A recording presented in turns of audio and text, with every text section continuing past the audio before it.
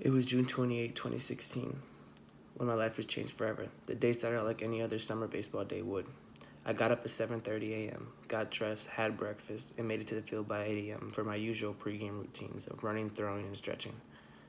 During the first inning of my game, my coach, Sergio Ambrose, was talking to some of the parents, as he usually does by the stands.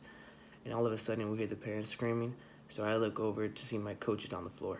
I see one of the parents rush over to him, who was a retired firefighter, and he begins CPR.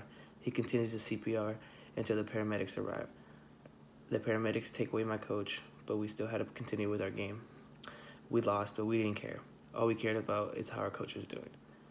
After the game, the assistant coach gathered us all up, and by the look on his face, you can tell he didn't have good news. He told us with a shaky voice and tears in his eyes that our coach had passed away with a heart attack. This devastated the whole team and many other players that Coach Ambrose touched throughout his life and coaching career, especially me, given that he was my summer coach as well as my high school baseball coach.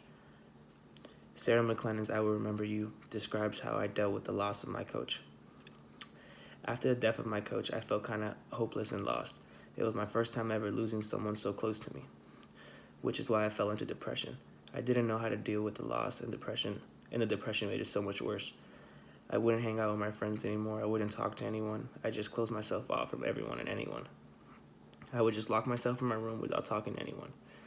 My mom would try to come talk to me, but I didn't think she understood what I was going through, so I just ignored her efforts. And I Will Remember You, Sarah McLennan said it best of what depression feels like. It's funny how we feel so much, but we cannot say a word.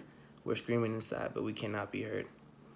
Eventually, my mom convinced me to go to therapy, which I at first was against, but I grew to like it, and I think that it had a lot to do with me overcoming depression.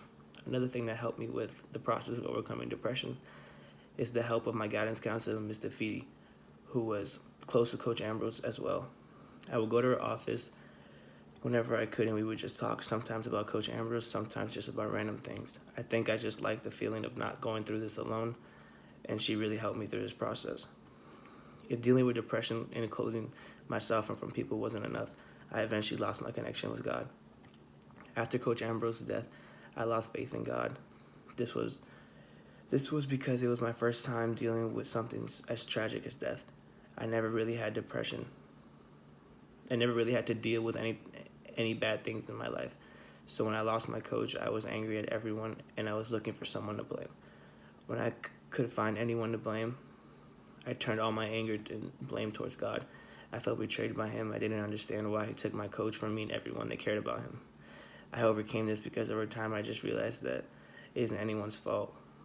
We will never know why God took him from us, but we do know that God always has a plan and a reason for what he does. I think Sarah McLennan's in I Will Remember You describes it best. Don't let your life pass you by. Weep from not the memories. All in all, the loss of my coach was a huge turning point in my life. It was the first time dealing with loss, and I learned a lot from it. After his death, I had to deal with the depressions of losing my faith in God, which both taught me that life sometimes makes absolutely no sense, but it isn't a reason to stop living the life the way you wanted to live. I know my coach wouldn't want his life to have a negative impact on mine, so I decided to make the best out of my life, not only for him, but also for me.